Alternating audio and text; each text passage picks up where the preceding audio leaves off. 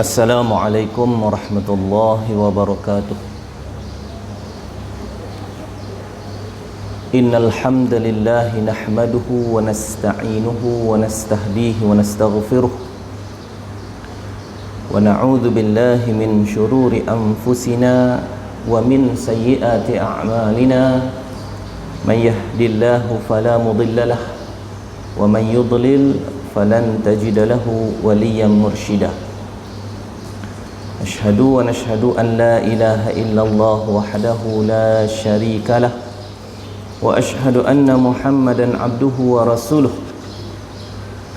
Allahumma salli salatan kamilatan wa sallim salaman taman ala sayyidina Muhammadin alladhi tanhallu bihil uqad wa tanfariju bihil kurab wa tuqda bihil hawaij wa tunalu bihil raghaib wa husnul khawatim wa yustasqal ghamamu biwajhihil karim wa ala alihi wa sahbihi fi kulli lamhatin wa nafasin bi'adadi kulli ma'lumin lak. Rabbi shrah li sadri wa yassir li amri wahlul 'uqdatam min lisani yafqahu qawli. Subhanaka la ilma lana illa ma 'allamtana innaka antal alimul hakim. Wala hawla wala quwwata illa billahil aliyyil azim. Alhamdulillah, marilah sama-sama kita merafakkan kesyukuran dengan memuji Allah Subhanahu wa ta'ala, mengucapkan salawat ke atas baginda Rasul sallallahu alaihi wasallam dengan keberkatan pagi Jumaat yang mulia. Pada pagi ini mudah-mudahan Allah Subhanahu wa ta'ala menggolongkan kita semua dalam kalangan hamba-hambanya yang beriman dan kekal dalam melaksanakan amal soleh dan meninggalkan kejahatan.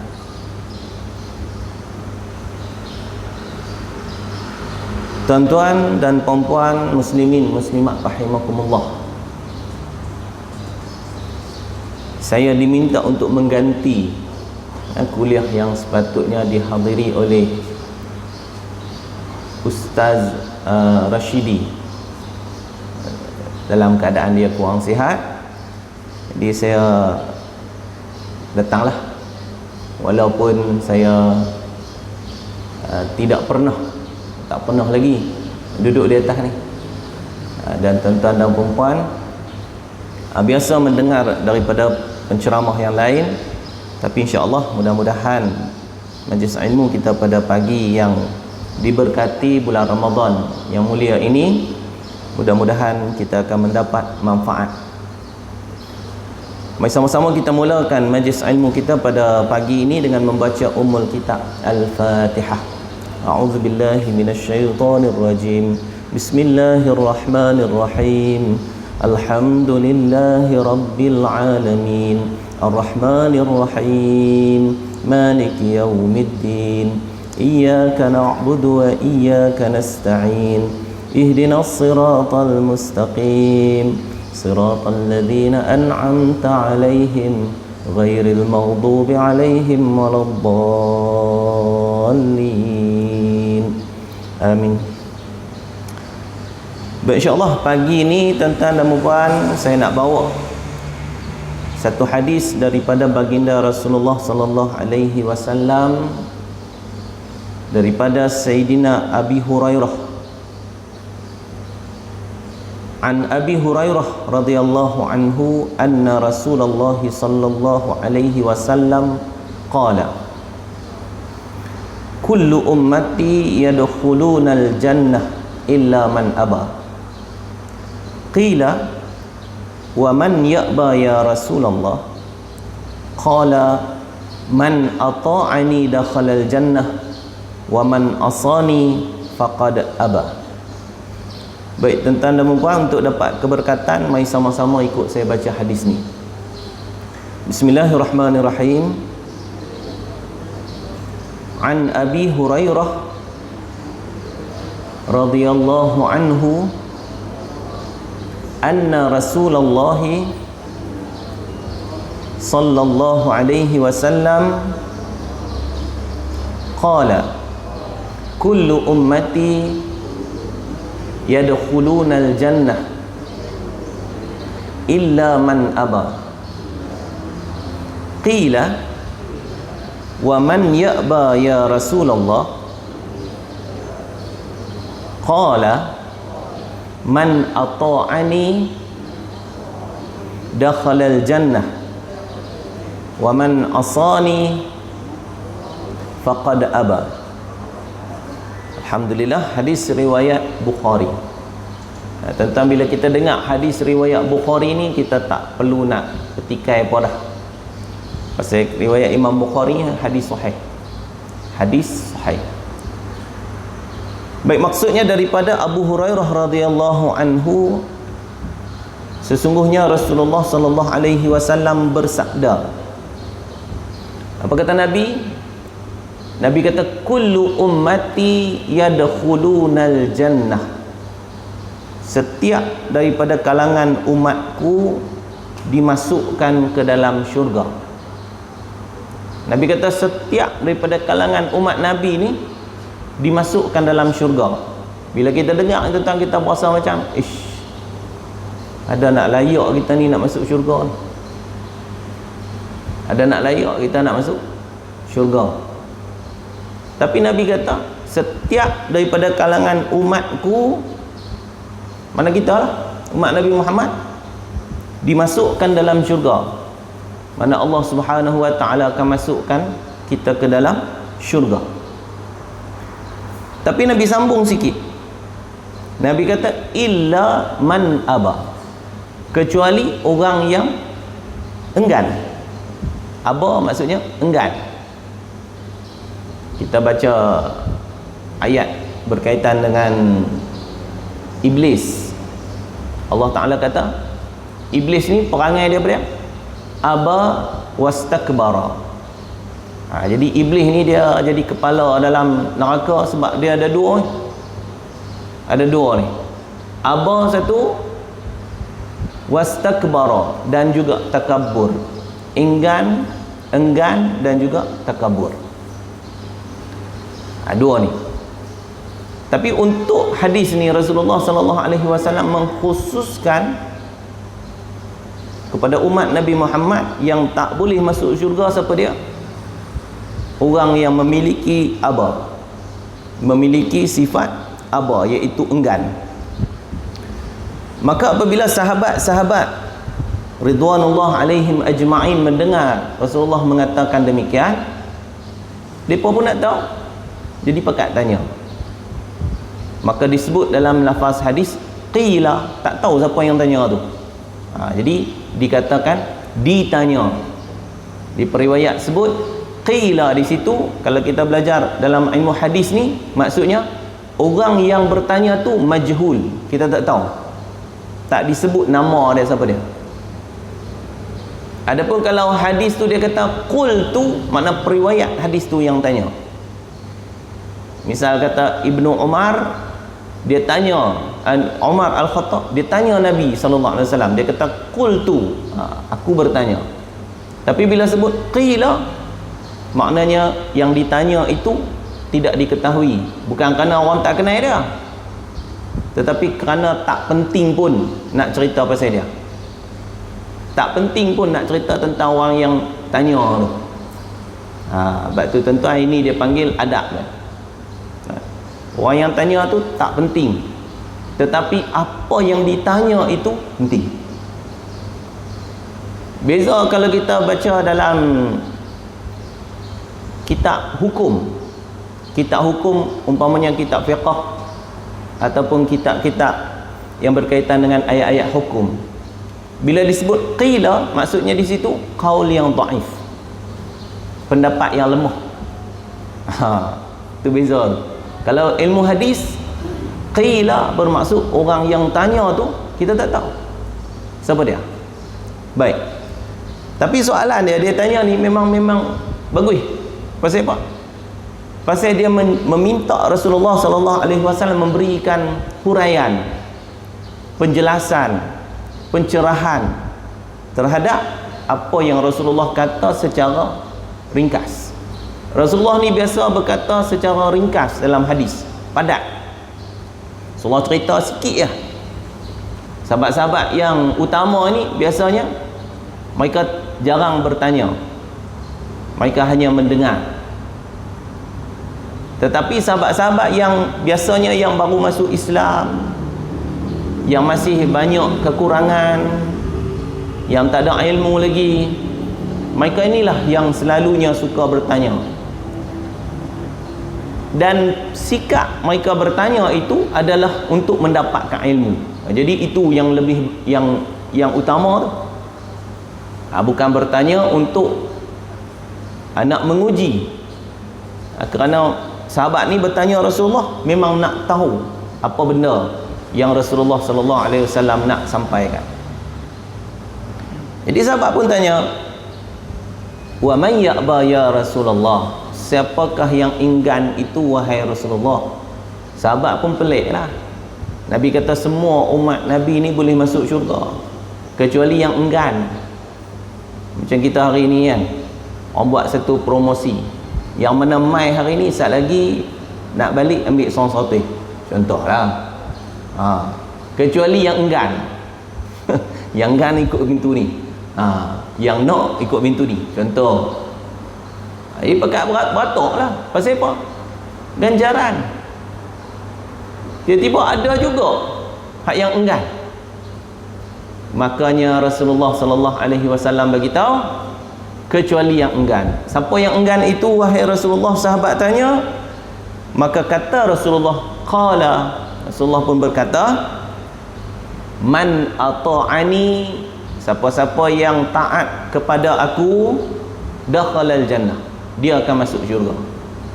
Siapa-siapa yang taat kepada aku, kata Nabi sallallahu alaihi wasallam, dia akan masuk syurga. Wa man asani, dan siapa yang menderhaka kepada aku, faqad aba, dia itulah orang yang enggan. Orang yang enggan ni Nabi bagi tahu apa dia? Yang menderhaka kepada Rasulullah sallallahu alaihi wasallam. Jadi simple tuan-tuan, ringkas sangat. Hadis ni kita pun boleh hafal, ringkas, pendek.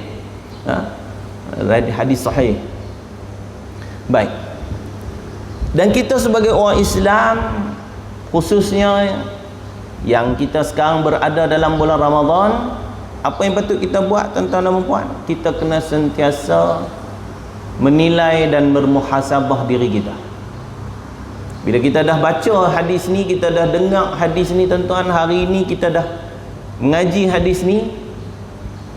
Kalau sebelum ni mungkin kita tak pernah dengar hadis ni, hari ni kita dah dengar hadis ni. Kita kena muhasabah diri kita untuk apa? Untuk kita nak prepare, bahasa orang putih. Bahasa Melayu dia kata untuk nak persiap. Nak persiap diri kita. Pasal apa nak kena persiap? Sebab kita orang yang beriman ini percaya akan ada kehidupan selepas kematian. Orang kafir, mereka hidup berakhir dengan kematian.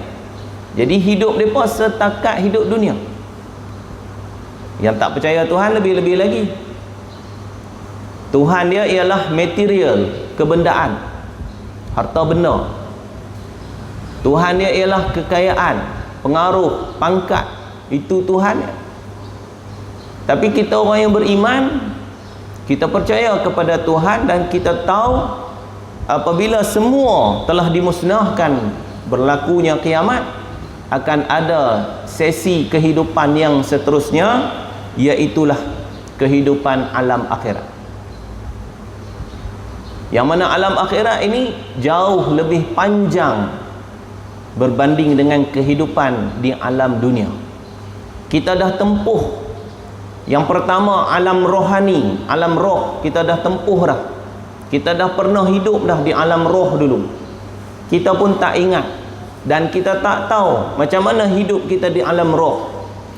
Tapi Allah Ta'ala beritahu kepada kita dalam Al-Quran bahawa semua roh ini beriman.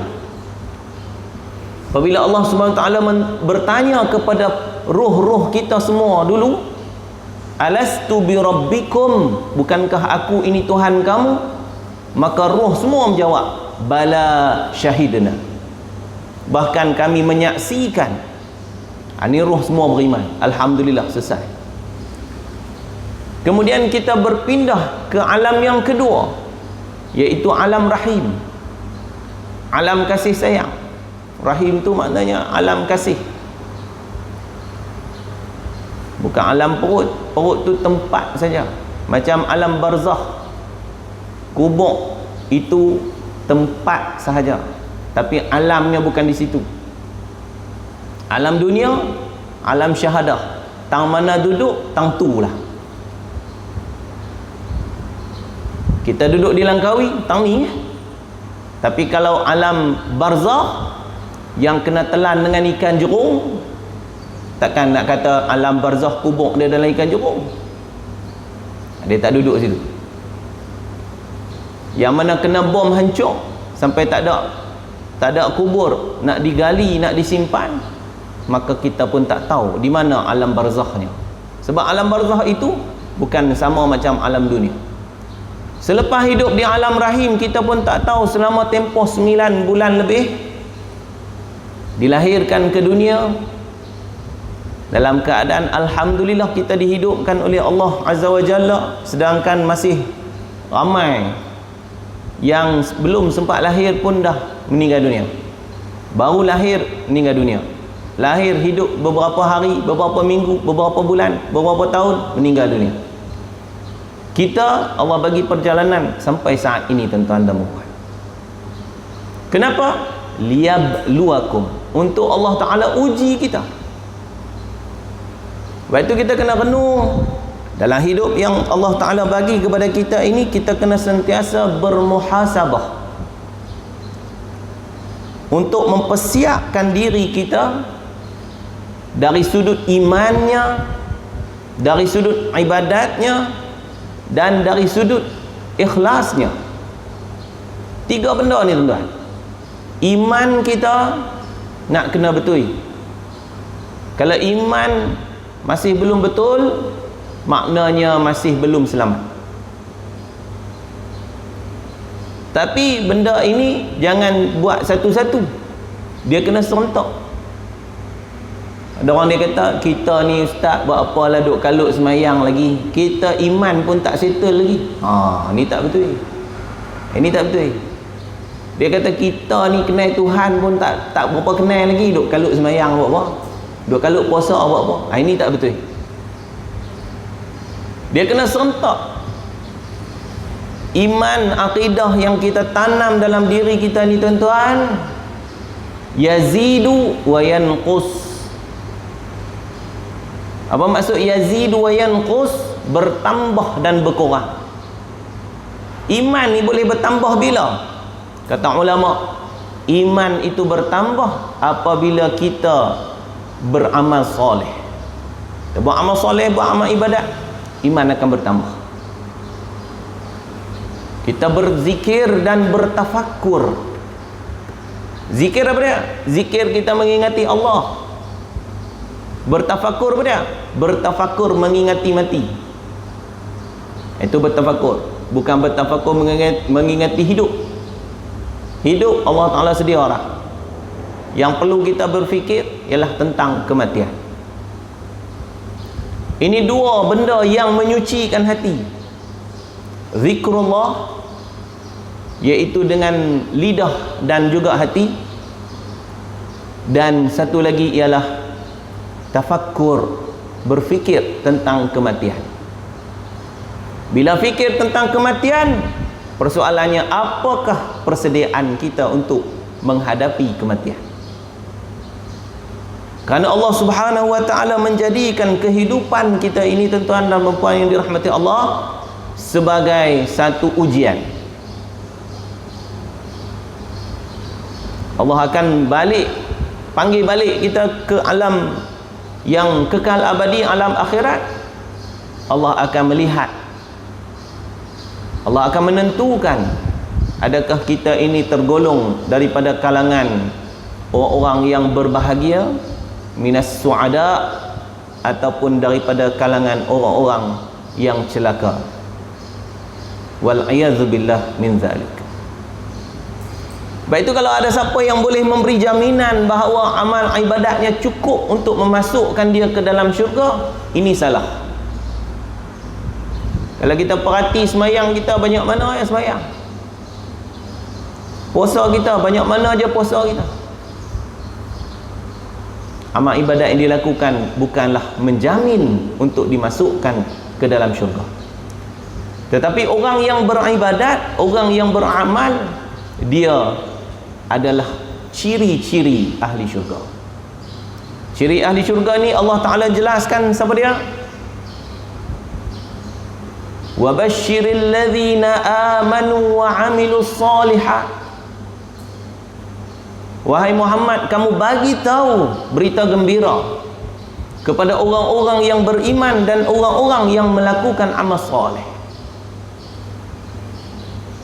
Annalahum, bahawa bagi mereka itu jannatin tajri min tahtihal anhar, syurga yang mengalir di bawahnya beberapa sungai. Ni Allah Ta'ala bagi tahu tuan-tuan. Mana dapat ni mesej ni? Daripada Al-Quran. Itu Rasulullah sallallahu alaihi wasallam bagi tahu semua umat akan masuk syurga kecuali yang enggan. Siapa yang enggan? Iaitu orang yang menderhaka pada Rasulullah sallallahu alaihi wasallam. Kita berzikir, zikrullah, kita mengingati Allah Subhanahu wa taala, tujuannya apa? Iaitulah untuk nak menyucikan hati. Ala bi dzikrillahi tatma'innul qulub. Ketahuilah dengan zikir Allah, mengingati Allah akan mentenangkan hati. Hati nak tenang ni tuan-tuan, nak masuk sifat-sifat mahmudah, nak buang sifat-sifat mazmumah. Hatilah tempatnya. Itu iman, ibadah dan juga ikhlas mesti seiring, serentak, seia sekata. Kalau tidak, Jibril alaihi salam tak sebut benda-benda ini sebagai benda yang utama kepada Rasulullah sallallahu alaihi wasallam. Ketika mana Jibril datang untuk mengajar agama kepada para sahabat, Jibril tanya tentang Islam, tentang iman dan juga tentang ihsan. Bahasa hadis dia panggil ihsan. Perbuatannya dia panggil ikhlas.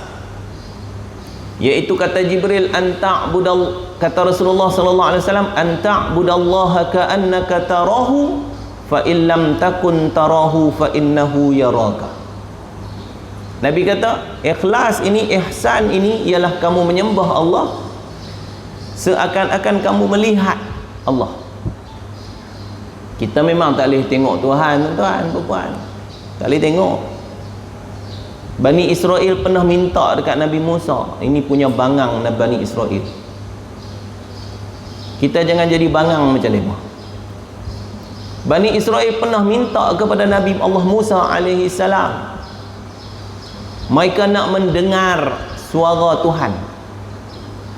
Mula-mula mereka minta dekat Nabi Allah Musa alaihi salam, mereka nak mendengar suara Tuhan. Lalu Nabi Allah Musa alaihi salam pun mengajaklah mereka, siapa yang nak ikut, jom, ramai ikut.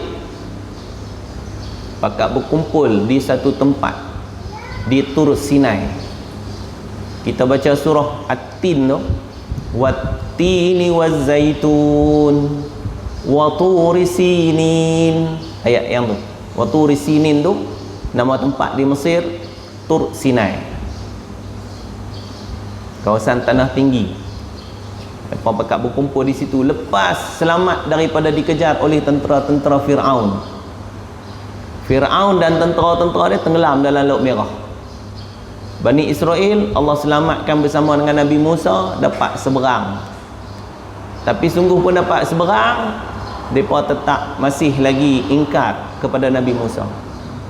Lalu apa mereka minta, tuan-tuan? Kerana mereka ini tak puas hati dengan Nabi Musa. Nabi Musa seorang ya duk boleh bermunajat dengan Tuhan. Tuhan pun bagi tahu, wa kallamallahu Musa taklima. Nabi Musa ini boleh berkata-kata dengan Tuhan. Mereka pun tahu-tahu kata Nabi Musa boleh berkata-kata dengan Tuhan. Mukjizat Nabi Musa ini mereka nak mempertikaikan. Dia pun kata, wahai Musa, kami dengar-dengar kata hang ni boleh berkata-kata dengan Tuhan. Bani Israel tak cakap Kedah lah, saya cakap Kedah. Bani Israel cakap bahasa mereka lah, bahasa Qibti. Nabi Allah Musa pun kata, betul. Kata kalau betul kami pun nak dengar juga. Boleh. Nabi Musa bawa mereka. Pakat dengar apabila Nabi Musa bermunajat, Allah Subhanahu wa ta'ala mendatangkan suara dari langit, pakat dengar. Kemudian bila mereka dengar, apa mereka minta? Mereka kata, kalau macam tu sekarang kami dah confident lah. Bani Israel cakap orang putih pula. Kami dah yakin lah bahawa kamu boleh bercakap dengan Tuhan. Sekarang kami nak tengok pula Tuhan. Ini yang jam.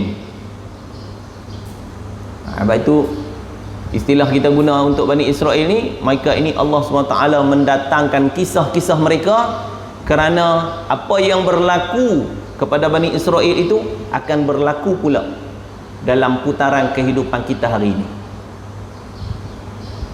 Tuan ingat, tak ada orang yang betul-betul nak tengok Tuhan. Orang yang betul-betul nak tengok Tuhan tak boleh tengok. Mata kita tak boleh tengok. Bukan waktu dia. Di akhirat nanti, di syurga nanti, antara nikmat yang paling hebat yang diperoleh oleh orang yang dimasukkan ke dalam syurga ialah dapat melihat Tuhan. Macam mana nak tengok? Jangan tanya, sebab di dunia tak boleh cerita. Macam mana di dunia kita tak boleh cerita macam mana rupa pahala, macam itulah. Tak boleh nak cerita tuan-tuan, rupa pahala. Tuan-tuan dapat ada pahala banyak pun bawa masuk dalam kompleks SIG ni bukan laku. Bawa masuk pahala nak beli apa? Koren. Pergi kat kaunter, tolong kira hak koren ni berapa? Depa habaq. Berapa roti je? Saya bukan tahu dengan harga. Depa habaqlah harga. Elok-elok abang kita mengata, tak apalah, saya banyak guna pahala. Dia pun tengok atas bawah makcik ni biar betul. Nak banyak guna pahala. Tak laku dunia. Tak laku. Tapi pahala ini yang laku di akhirat. Apa yang laku di dunia? Duit, harta benda. Tapi Tuhan bagi tahu, duit dan harta benda ini la yanfa', tidak boleh dimanfaatkan di akhirat. Tak boleh. Itu muslimin muslimat rahimakumullah, nilai diri kita, muhasabah diri kita. Jangan jadi macam Bani Israel, mereka minta untuk tengok Tuhan, akhirnya Allah musnahkan mereka. Allah membinasakan golongan yang aba, iaitu enggan, atau istilah mudahnya kita panggil kufur, ingkar. Kufur ni ingkar, tak mau beriman.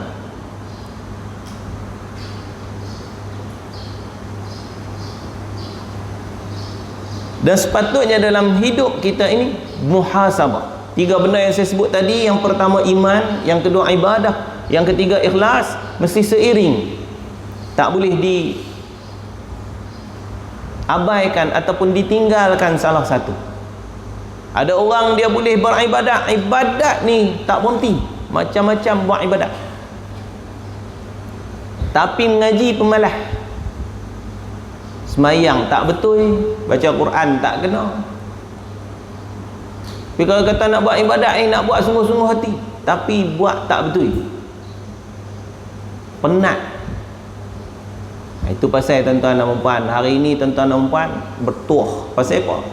Pasal kita hadir dalam majlis ilmu, raudhatun min riyadil jannah, satu taman daripada taman-taman syurga, yang mana Rasulullah SAW dan para sahabat itu hidup dengan mengimarahkan majlis-majlis ilmu. Apa kelebihannya? Mendapat ilmu, didoakan oleh para malaikat yang datang memayungi majlis ilmu. Dan yang paling penting sekali ialah dalam kita beribadat mesti kena ada ilmu. Sahabat Rasulullah sallallahu alaihi wasallam diceritakan dalam satu hadis tentang seorang lelaki yang rosak semayangnya kerana tidak ada ilmu. Semayangnya tidak ada tamak-ninah. Semayangnya tidak ada tamak-ninah. Lalu sahabat Rasulullah sallallahu alaihi wasallam ini ditegur dan diajar oleh baginda Rasulullah sallallahu alaihi wasallam. Kita nak jadi orang yang aba ini bukan susah, tuan-tuan. Yang pertama sekali, apabila ada majlis ilmu, kita duk rasa macam kita ni ilmu banyak lah, tak payah mengaji. Bila tak mengaji, itu yang sebab tak masuk cahaya dalam diri tu. Al-ilmu nur. Ilmu itu cahaya. Bila cahaya tak masuk dalam hati, macam mana hati tu nak subur? Hati nak jadi elok, dia kena masuk cahaya. Cahayanya daripada apa? Daripada ilmu. Bila masuk cahaya, maka hati akan jadi elok.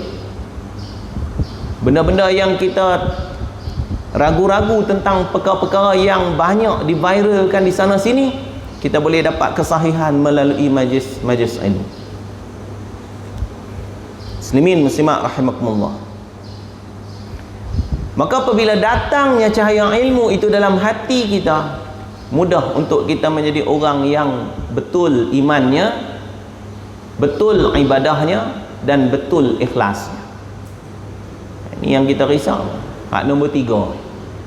Orang boleh buat yang nombor 1, boleh belajar tentang ilmu akidah, ilmu tauhid. Orang boleh buat nombor 2, boleh beribadat. Tapi nombor 3 ni yang susah, tuan-tuan. Pasal apa nombor 3 susah? Pasal nombor 3 ini dia hanya hadir selepas diamalkan. Cakap saja tak boleh. Benda yang berkaitan dengan ikhlas ni, Rasulullah Allah Subhanahu wa taala mengingatkan, wa ma umiru illa liya'budullaha mukhlishina lahuddin. Al-Bayyinah. Allah Taala kata, dan tidak diperintahkan untuk menyembahku, kata Allah Taala, melainkan ikhlas. Ikhlas saja baru diterima. Kalau tak ikhlas, ditolak. Ini yang susah. Muslimin muslimat rahimakumullah, nak mewujudkan ikhlas ini melalui hati yang bersih. Nak mewujudkan hati yang bersih melalui zikrullah. Nak mai zikrullah tu yang payah. Pasal apa? Pasal tak nampak benda tu. Tetapi kalau kita melalui pengalaman zikrullah, apa dia zikrullah ni? Iaitu yang pertama membaca Quran. Zikrullah ni yang pertama membaca Quran. Itu yang nombor 1. Zikrullah nombor 1, membaca Quran.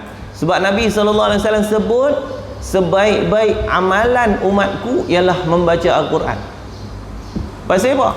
Pasal Al-Quran ini wahyu kalamullah. Wahyu kalamullah yang diturunkan oleh Allah Subhanahu wa taala kepada Rasulullah, menjadi panduan kepada kita umat sehingga ke akhir zaman, sehingga ke akhirat, sehingga ke kiamat.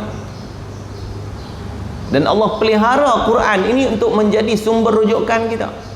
Kalau kita tak baca, kita tak hayati, kita tak fahami, rugi. Betul? Tapi alhamdulillah kita orang Melayu ni dalam bab mengaji Quran, belajar Quran memang titik berat. Saya yakin orang Melayu, orang kita ni tuan-tuan, dalam bab mengaji Quran, anak-anak yang kecil-kecil tu dah pun diberikan pendedahan mengaji Quran. Siapa yang tak bagi pendidikan anak-anak yang kecil-kecil ni mengaji Quran, esok bila dia tua, dia menyesal. Bila dia dah sampai kepada satu peringkat usia, dia menyesal. Dia kata, ish, aku dulu-dulu tak dan lah nak mengejak anak aku mengaji Quran. Nak hantar pergi mengaji dekat ustaz pun mahal pula, kena bayar. Dulu-dulu ni tak kena bayar pun, lah ni kena bayar pula. Kita punya berkira bab akhirat lah. Akhir, bila kita dah sampai satu peringkat usia, hampir nak menemui ajal, ataupun panggil nak kita, mat, tolong mat, mai baca Yasin. Yasin tu apa dia? I don't know lah bah. Dia nanti cakap orang putih, kita bagi dia mengaji orang putih banyak. I don't know lah abah nak suruh Yasin ni cari orang masjid lah. I busy. Habis kita entah. Pasal apa? Pasal tak penting kan. Itu kalau ada. Tapi saya yakin orang Melayu kita sekarang ni banyak ya. Banyak sudah yang pentingkan pengajian Quran. Anak-anak kecil-kecil dah khatam Quran, alhamdulillah. Tapi membaca saja tak cukup. Kena sampai kepada peringkat memahami, iaitu mentadabburkan makna-makna ayat Al-Quran. Kalau tidak baca saja boleh baca. Tuan ingat cerita P. Ramlee, pendekar bujang lapuk. Tiga-tiga pendekar bujang lapuk tu apabila mendapat surat daripada anak pendekar Mustar, ajiz boleh baca, tapi ajiz baca bunyi syair. Ajiz boleh baca tapi dia baca bunyi syair. Maknanya apa tuan-tuan? Ada orang hidup dalam dunia kita sekarang ni, bila bagi dia Quran dia boleh baca. Baca sedap. Tapi dia pun tak tahu makna apa. Ada orang tahu makna tapi dia tak erti baca. Dia tahu sikit-sikit makna. Dia belajar. Ramli lah. Dia tahu makna. Bila ajiz baca, hei sang kancil datang beramai-ramai menghadap Sultan Fir'aun. Dia dengar Sultan Fir'aun. Mana Fir'aun pakai sultan? Entah. Ada orang ni, dia kata baca Quran ni macam tak kena. Tapi suruh dia baca tak erti. Ada orang macam tu. Kemudian Sudin baca bunyi Arab. Wal fadang fasiru. Hari kita kalau baca Quran bunyi lahjah Arab ni kita cukup sedap dengar tuan. Tapi tak tahulah dia baca betul ke tak betul. Saya pun biasa terkena sekali. Ada satu orang kawan, dia masuk dalam tandah, dia buat taranum. Kita pun dengar dia ni duk baca apa ayat surah mana. Dia pun baca ula sawa. Ni baca ni ulang sawa. Ula, ingat ku ula ikal ladzina amanu apa? Ula sawa. Ula sawa besar. Kita pun dengar ulang sawa besar. Rupanya dia baca dalam jamban, dalam tilik ayam. Ini boleh baca bunyi Arab, sedap bunyi, tapi bila tanya makna tak tahu. Itu satu kerugian juga. Sebab itu kita dah tuan-tuan dan puan, bila kita celik mau majlis-majlis ilmu mengaji, kena ada sekurang-kurangnya satu kitab Al-Quran tafsir. Belik, renung, perhati. Bulan Ramadan ni bukan sekadar semata-mata untuk baca, tapi untuk faham juga. Naik level sikit, bagi faham sekurang-kurangnya. Baru kita tahu, cerita-cerita ni ada dalam Quran. Kalau bab hukum, kena rujuk. Bab hukum jangan pegang terus. Bab hukum pegang terus jam. Nanti tuan-tuan puan baca Quran, jumpa hukum Allah Ta'ala sebut wala taqrabus salah wa antum sukara.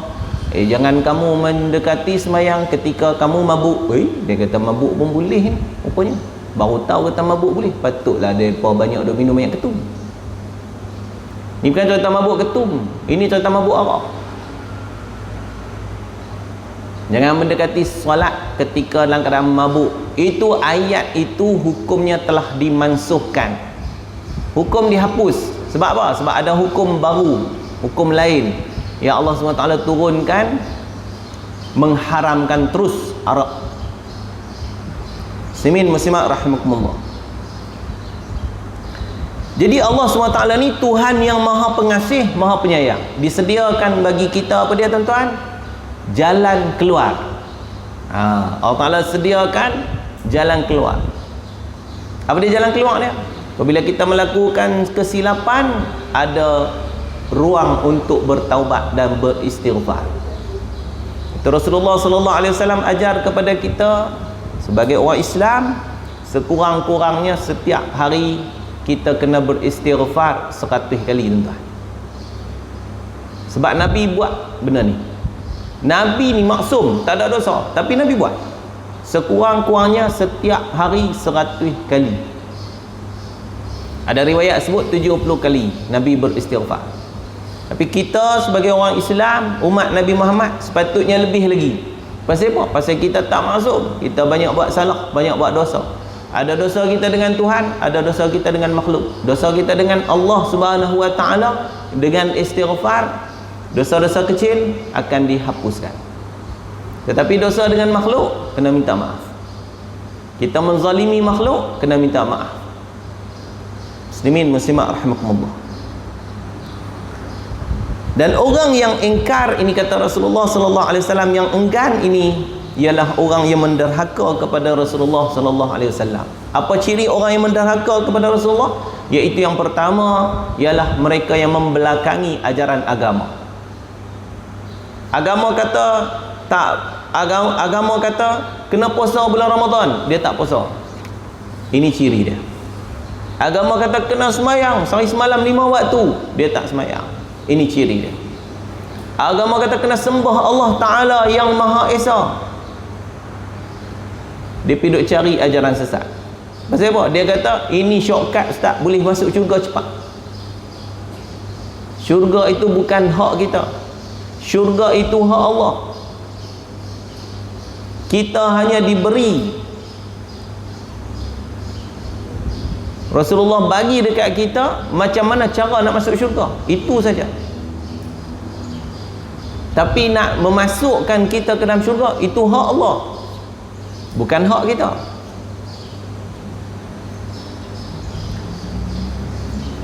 Lalu Rasulullah sallallahu alaihi wasallam bagi tahu benda yang macam ni kepada kita, tuan-tuan. Semua boleh masuk syurga kecuali orang yang ingkar. Siapa yang ingkar? Orang yang melakukan maksiat, yang tidak melaksanakan apa yang diperintah, lebih besar maksiatnya. Tentang tengok Iblis.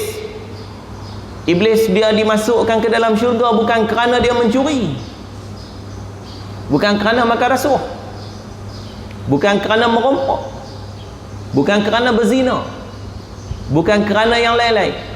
Tetapi Iblis dimasukkan ke dalam neraka kerana dia ingkar melakukan perintah Allah. Bayangkan, tuan-tuan, kalau kita kata saya tak pernah mencuri, saya tak pernah minum arak, saya tak pernah berzina, cuma ada cuma dia. Apa dia cuma dia? Cuma dia saya tak puasa dah. Cuma saya tak sembahyang, habis. Hak tak sembahyang, tak puasa itu jauh lebih besar dosanya berbanding dosa-dosa besar yang maksiat. Lagi teruk kalau sekiranya dia tak sembahyang, dia tak puasa, itu dia menafikan pula hukum tersebut. Ini lebih teruk lagi. Kalau dia sampai kepada peringkat yang macam tu, boleh bersama-sama dengan Abu Lahab dan Abu Jahal di dalam neraka. Confirm kufur. Wal'ayazubillah min zalik. Dan kata Nabi SAW dalam hadis yang lain menceritakan tentang keistimewaan orang perempuan pula. Sebab hari ni ramai jemaah perempuan, saya nak sebut juga satu hadis yang Nabi SAW kata tentang orang perempuan ni, kalau dia nak masuk syurga senang. Apa dia? Rasulullah kata iza sallatil mar'ah khamsaha, apabila seseorang perempuan itu menyempurnakan sembahyang 5 waktu dia, wasamat syahraha, dan berpuasa sebulan Ramadannya, wa hasanat farjaha, dan memelihara kemaluannya, maruhnya, wa ata'at ba'laha, dan juga mentaati perintah suaminya, dakhalat min ayyi abwabil jannati sya'at, masuklah dia ke dalam syurga daripada mana-mana pintu yang dia kehendaki. Hebat. Untuk orang perempuan hebat sikit. Rasulullah bagi jaminan, tambah lagi jaminan. Apa dia, tuan-tuan dan puan? Jaminannya iaitulah mana-mana orang perempuan yang sembahyang cukup 5 waktunya, Tak ada duk kali duk tengok drama, tak ada duk kali duk tengok Hindustan. Lah ni tak kali tengok drama Hindustan, orang-orang muda lah kalut dengan Shopee lah apa semua internet ni. Ini bahaya. Tu yang kadang terabai, tak semayang. Anak-anak kita tuan-tuan yang perempuan terutamanya, pesan kat dia supaya dia bawa ataupun dia pakai pakaian yang membolehkan semayang. Dia pergi rumah kawan dia, pesan kat dia bawa kain semayang. Pesan kat dia. Pasal apa? Pasal kita nak jaga dia, kita nak didik dia. Kalau kita didik dia semasa dia masih lagi belum berkahwin, bila dia kahwin nanti insya-Allah dia boleh istiqamah. Tapi kalau kita tak didik dia, kita kata tak apalah, hang kahwin esok suami hang pandai-pandai lah didik hang. Ini bahaya tuan-tuan. Kalau dia kahwin suami dia itu orang yang beragama, tak apa. Kalau dia kahwin suaminya itu tidak beragama, suaminya tak kisah pun, hiduplah macam mana pun, ini kita akan menangis di akhirat nanti. Muslimin muslimat rahimakumullah. Jadi Nabi kata orang yang macam ini, orang yang perempuan ini, apabila dia melaksanakan perintah Allah, iaitu sembahyang 5 waktu, puasa bulan Ramadan, menjaga maruah kemaluannya, maka dia akan lebih mudah lagi dimasukkan ke dalam syurga. Satu lagi, taat kepada suaminya, maka dia akan lebih mudah lagi dimasukkan ke dalam syurga. Sedangkan orang lelaki dia ada tambahan lagi, nak masuk syurga kena buat itu ini. Banyak lagi tanggungjawab kepada orang lelaki. Ar-rijalu qawwamuna 'alan nisa. Orang lelaki itu dah pemimpin kepada perempuan. Kalau pada zaman Rasulullah sallallahu alaihi wasallam, orang lelaki diperintahkan pergi berjihad, berperang pada jalan Allah. Zaman sekarang orang lelaki tak perlu lagi nak pergi berjihad, berperang pada jalan Allah. Cukup sekadar berjihad mencari nafkah keluarga. Itu pun ada yang tak buat. Itu pun ada yang tak buat. Bila tanya pasal apa tak kerja, status tak bekerja. Isteri bekerja, suami tak bekerja. Dia kata payah ustaz nak cari kerja, PKP. Ini satu alasan. Bila cek-cek balik, tak kerja ni bukan setahun 2 ni baru, lama dah tak kerja. Kalau kita tak kerja, macam mana kita nak melaksanakan, nak tuntutan agama, nak memberi nafkah kepada isteri dan anak-anak, nak jaga makan minum mereka? Orang lelaki. Orang perempuan tak kena, tak gaduh. Orang perempuan ni tuan-tuan, apabila dia berada bersama dengan ibu bapa dia, ibu bapa dia lah yang akan menanggung dia. Selagi dia tak kahwin, ibu bapa dia lah yang menanggung dia. Tapi orang lelaki, anak lelaki, apabila dia telah mencapai usia akil baligh dan dia mampu untuk mencari nafkah hidupnya sendiri, ibu bapa tak gaduh tanggung lah. Ibu bapa tak gaduh tanggung lah. Tambah-tambah kalau dia dah menikah, dia dah kena beri usaha sendiri. Itu orang lelaki. Orang perempuan selagi dia tak kahwin, walaupun usianya dah pun lanjut, dia masih duduk bersama dengan ibu bapa dia, ibu bapa dia masih bertanggungjawab menafkahkan diri dia. Ini terbalik kuah. Bila kahwin, isteri tu yang menafkahkan suami. Suami tak kerja, duduk di rumah saja. Ini bahaya. Muslimin muslimat rahimakumullah. Sebab itu orang perempuan ini diberikan laluan mudah ke syurga, tapi dengan syarat apa dia? Sabar. Kena sabar. Sabar dalam melakukan ketaatan, iaitu diperintahkan untuk semayang, kena sabar nak semayang. Kita tahu teruk orang perempuan nak semayang ni tuan-tuan, bila ada anak kecil, beranak, ada anak kecil-kecil lagi, nak semayang susah. Elok angkat takbir, dia main londeh pampers, peluk mak dia, habis kena yang kencing. Kita nak kata BAP ya, halal mana halal? Tak halal basuhlah makcik, buat lain. Sebab tu susah.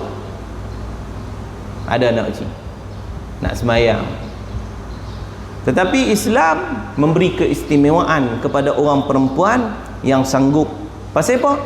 Pasal orang perempuan ini dia diuji dengan kesusahan demi kesusahan dalam hidup rumah tangga. Apabila dia jaga semayang, jaga puasa, jaga kehormatan diri dan dia taat kepada perintah suami, tak menderhaka kepada suami, Rasulullah SAW bagi jaminan boleh masuk syurga daripada mana-mana pintu yang dikehendakinya. Ini hebatnya orang perempuan. Baik, itu tuan-tuan dan puan, sebelum saya nak akhir kuliah saya hari ini, saya nak bagi beberapa tips untuk kita buat amalan dalam hidup kita lah. Bersempena dengan bulan Syahrul Quran, bulan Ramadan ini, saya nak bagi tips sikit untuk amalan kita tentang Al-Quran. Sebab kita ni kalau kita nak jadi macam Imam Syafi'i mungkin tak boleh lah. Imam Syafi'i dia boleh khatam Quran bulan Ramadan sehari 2 kali. Maknanya sepanjang bulan Ramadan 60 kali. Kita mungkin tak boleh lah. Kalau kita nak buat juga, kita baca sahih confirm tak betulnya. Padahal Quran Allah Ta'ala suruh baca warattilil Qur'ana tartila. Baca Quran jangan kalut. Jangan kalut nak habis, tapi baca bagi elok-elok, bagi hukum dia betul kena. Maka tipnya untuk kita dapat pahala yang besar walaupun kita tak membaca keseluruhan Al-Quran, tak sempat nak baca. Yang pertama, tuan-tuan dan puan, mulai daripada hari ini, amalankan, jadikan sungguh-sungguh kita membaca surah Fatihah dalam apa keadaan. Bacalah surah Fatihah sebanyak-banyaknya. Pasal apa? Pasal surah Fatihah ini disebut sebagai sab'ul masani, 7 yang diulang-ulang. Memang kita dah ulang dah dalam semayang 17 rakaat semayang fardu, 17 rakaat semayang fardu yang kita duduk ni tu, dia kita kena baca sebab dia rukun. Memang dia ulang dah. Tapi di luar semayang pun kita amalankan membaca surah Al-Fatihah. Pasal apa tuan-tuan? Pasal surah Fatihah ini sebaik-baik surah. Sebaik-baik surah di dalam Al-Quran, dan tidak ada yang lebih baik daripada itu dalam mana-mana kitab yang diturunkan sebelumnya. Kita tahu Allah Ta'ala turun kitab Taurat kepada Nabi Musa, kitab Zabur kepada Nabi Daud, kitab Injil kepada Nabi Allah Isa. Tak ada yang sama dengan surah Fatihah. Surah Fatihah ini sebaik-baik surah, dan dia ada kehebatan dan keistimewaannya bagi orang yang mengamalkan surah Fatihah. Antaranya tuan-tuan, ada satu hadis yang menceritakan tentang seorang sahabat yang dia pernah menggunakan surah Fatihah ini untuk mengubati, untuk menjadi syifa, menjadi penawar kepada satu orang general perang musuh Islam, orang kafir, yang dia ini terkena sengat kala jengking. Sahabat ini dia pergi baca surah Fatihah pada air, bagi minum dan disapukan pada tempat terkena sengat kala jengking. Dengan izin Allah Ta'ala sembuh, sihat kawan tu. Kita kalau hari ni balik baru nak baca, esok nak mula nak jampi dah, tak payah duk berangan lah. Memang tak jadinya. Hari ni baca, esok nak jampi dah. Ustaz kata kalau kita baca di ayam, lepas tu kita tiup, sembuh. Tak, jangan duk berangan lagi lah. Jangan duk berangan lagi. Kalau tuan-tuan dan puan dah amal dah lama dah, insya-Allah. Insya-Allah. Tapi dengan niat kita bukan nak ambil ayat Quran tu untuk berubat, tetapi mengambil berkat untuk dijadikan penawar. Sebab ayat Quran ni Allah Ta'ala sebut wa nunazzilu minal Qur'ani ma huwa shifa. Kami turunkan daripada ayat Quran itu ada penawar. Yakinlah kita orang Islam. Tetapi kenalah tahu caranya. Yang kedua, amalankan juga membaca surah Al-Baqarah. Dia tadi tak apa 7. Ni 286 Ustaz. 286 tuan-tuan dan puan. Kalau boleh baca semua, bacalah. Tapi kalau tak boleh baca semua, jangan tinggal 10 ayat. 10 boleh. 10 tak nampak berat, ringan. Jangan tinggal 10 ayat. Apa dia ayatnya? Ayat 1 sampai 5 permulaan surah Al-Baqarah.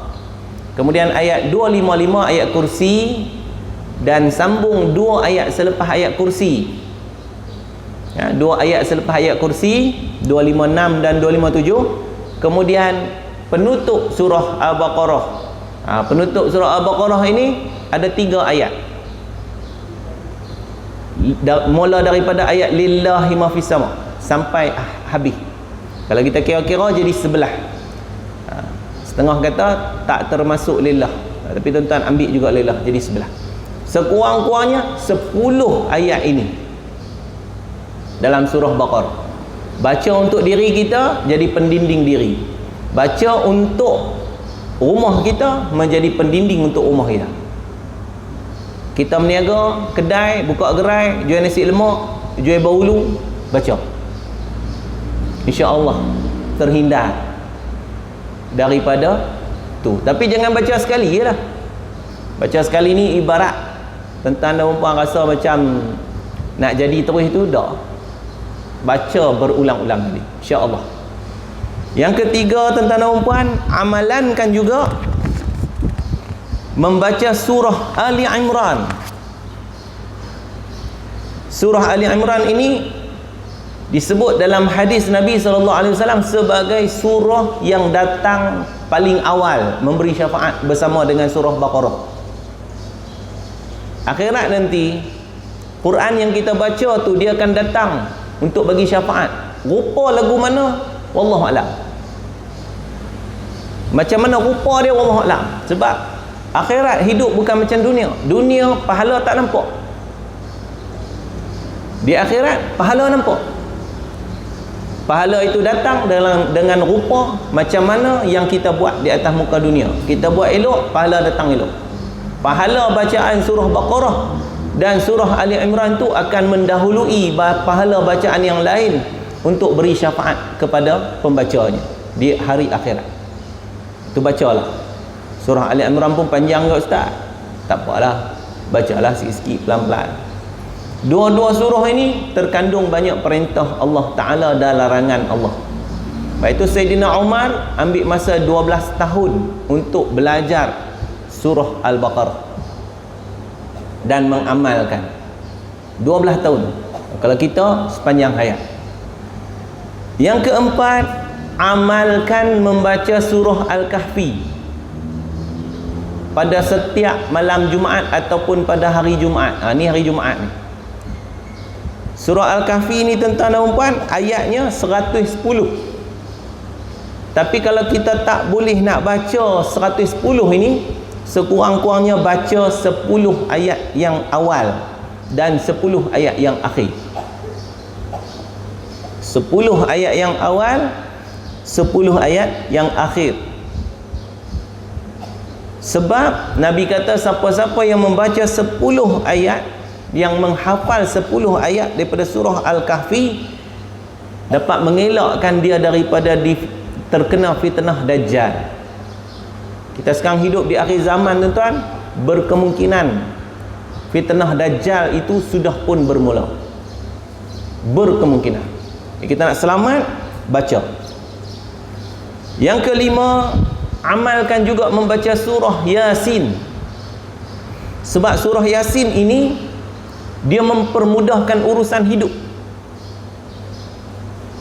Itu orang tua-tua dulu, oi nak turun pergi umrah baca Yasin. Nak buat rumah baca Yasin. Pasal apa? Nak mempermudahkan urusan. Dia nampak urusan jadi elok, mudah. Berkat daripada surah Yasin. Kalau kita rajin baca, mudah urusan hidup kita. Itu tuan-tuan dan puan, jangan tunggu ada masalah baru baca surah Yasin. Bacalah bila-bila masa pun. Mudah-mudahan urusan hidup jadi mudah. Yang keenam, biasakan juga membaca surah Al-Mulk. Nabi kata 30 ayat yang menjadi pendinding dan juga pencegah daripada azab kubur. Dia lindung kita daripada azab kubur dalam alam barzakh. Apa dia? Surah Al-Mulk. Jadikan amalan 30 ayat sahaja. Baca tiap-tiap malam, insya-Allah tak sampai sebulan boleh hafal. Baca tiap-tiap malam. Tiap-tiap malam baca lah. Bukan semalam baca 30 kali, lepas tu tak baca lah. Semalam baca 30 kali, lepas tu tunggu bulan depan pula Ustaz. Baca siap-siap. Dia bukan suruh lagu tu, dia suruh baca tiap-tiap malam. Tiap-tiap malam baca surah Al-Mulk. Yang ketujuh, untuk mendapatkan keberkatan rezeki. Ni keberkatan rezeki ni kena faham, bukan duit banyak. Keberkatan rezeki itu luas. Sihat, keberkatan rezeki. Sebab apa? Sebab sihat boleh kerja. Orang tak sihat, melenui tak boleh kerja. Main mana rezeki? Keberkatan rezeki. Barangkali dengan anak-anak yang cerdik, ngaji pandai, tu keberkatan rezeki tu tuan-tuan. Jangan duk nampak keberkatan rezeki ni hanya semata-mata dengan duit banyak. Suami baik, keberkatan rezeki tu. Isteri baik, keberkatan rezeki tu. Ilmu dapat, keberkatan rezeki juga. Itu nak dapat keberkatan rezeki, amalkan membaca surah Al-Waqi'ah. Al-Waqi'ah. Idza waqa'atil waqi'ah. Okey? Berapa dah tu? 7. Yang ke-8. Yang ke-8 ni, ini senang. Yang ni saya confirm semua boleh buat. Yang tadi duk nampak macam susah. Ni senang tuan. Amalkan membaca 4 qul. Apa dia qulnya? Qul ya ayyuhal kafirun. Qul huwallahu ahad. Qul a'udzu birabbil falaq. Qul a'udzu birabbin nas. Yang ni nampak macam senang Ustaz. Memang senang pun, pendek-pendek je. Tinggal lagi nak buat dengan doa. Nak buat dengan doa. Pasal senang sangat. Dia yang senang sangat tu yang payah tu. Okey, apa nak buatnya? Yang pertama surah Qul ya ayyuhal kafirun, Nabi kata dia menyamai dengan rubuk. Rubuk ni 1/4 daripada pahala bacaan Quran. Qul ya ayyuhal kafirun. Kemudian baca surah Al-Ikhlas, Qul huwallahu ahad, Nabi kata dia menyamai 1/3 daripada pahala bacaan Al-Quran. Jadi dua-dua surah ini tuan-tuan ialah untuk nak kutip pahala. Dia panggil buat kerja sikit, untung banyak. Ini falsafah dia. Kena pandai sikit. Falsafah nak dapat untung banyak ni. Buat kerja sikit, untung banyak. Jangan buat kerja banyak, pahala tak ada. Buat kerja sikit, pahala sentiasa. Macam mana nak buat? Sekurang-kurangnya setiap kali selepas sembahyang fardu subuh, amalkan baca surah Al-Ikhlas 11 kali. Kalau 11 kali. Kemudian amalkan juga membaca keempat-empat surah yang saya sebut tadi itu 7 kali pada tiap-tiap selepas solat fardu subuh dan solat fardu maghrib. 7 kali. Pasal apa nak amal 7 kali ni? Sebab bila kita amal 7 kali ini, yang pertama dia akan menjadi pendinding diri. Pendinding diri. Sebab itu tuan-tuan dan puan, kalau kita ingatlah tuan-tuan lah terutamanya, kalau zaman dulu-dulu setiap kali lepas sembahyang Jumaat, tu imam akan baca surah Fatihah 7 kali, surah Qul huwallahu ahad 7 kali, Qul a'udzu birabbil falaq 7 kali, Qul a'udzu birabbin nas 7 kali. Tapi sekarang ni ramai orang kerja. Tu imam duk buat lagu tu, pakai tinggal tu imam untuk bilas.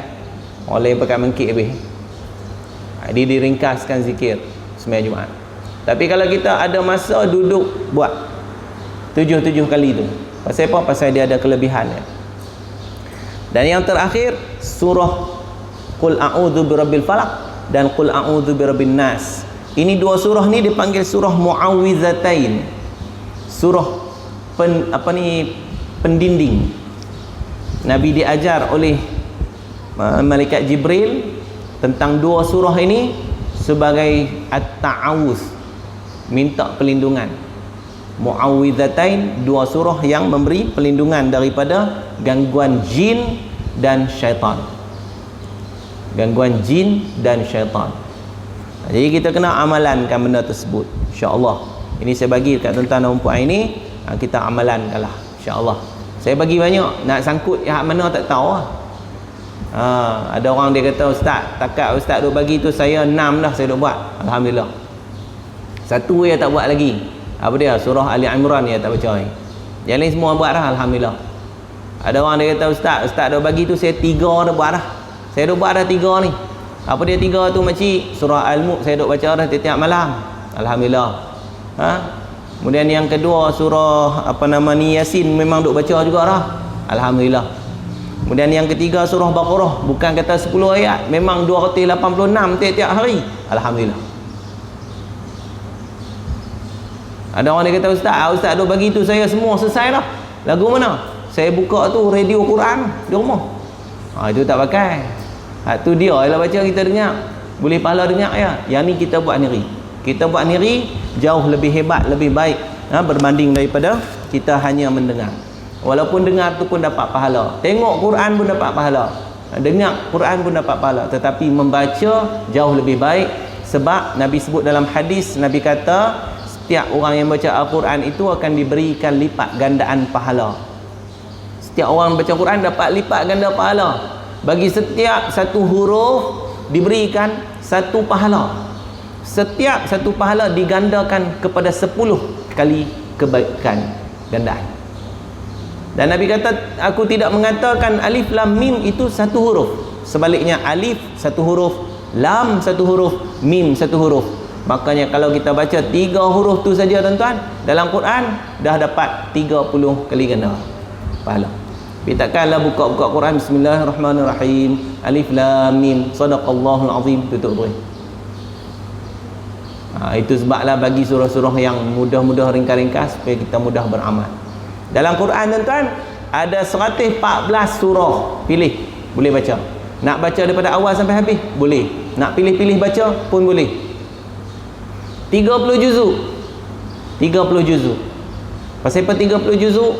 Sebab dia disusun juzuknya sesuai dengan bulan Ramadan. Sebab bulan Ramadan bulan diturunkan Al-Quran. Jibril datang mendengar Rasulullah SAW membaca Al-Quran, mengulang bacaan Al-Quran, mentasmi'kan bacaan Al-Quran dalam tempoh sepanjang bulan Ramadan. Dan kalau dihitung jumlah hurufnya dalam Al-Quran itu ada 300,000 lebih. Yang tepat saya tak pasti.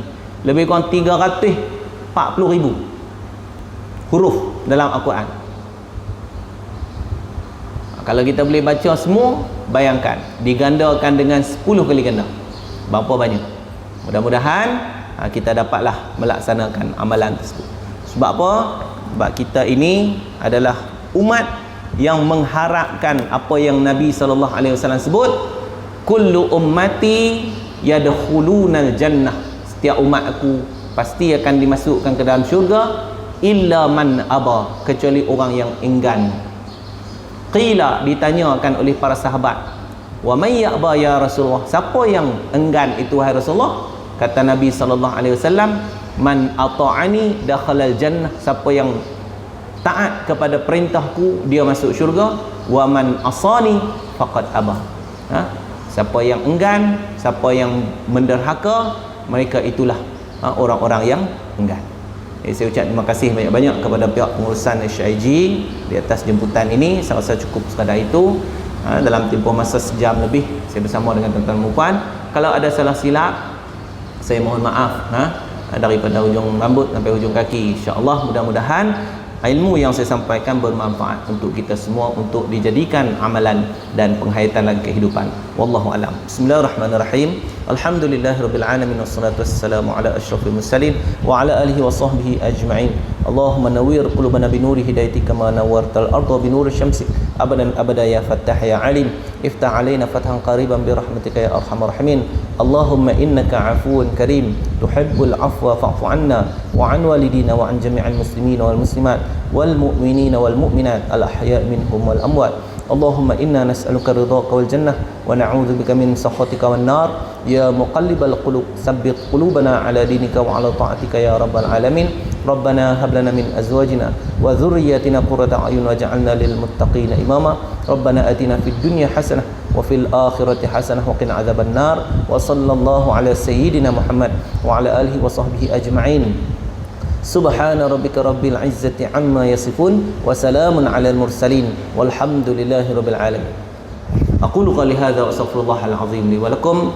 Syukran ala husni istima'ikum wa billahi taufiq wal hidayah. Wassalamu alaikum warahmatullahi wabarakatuh.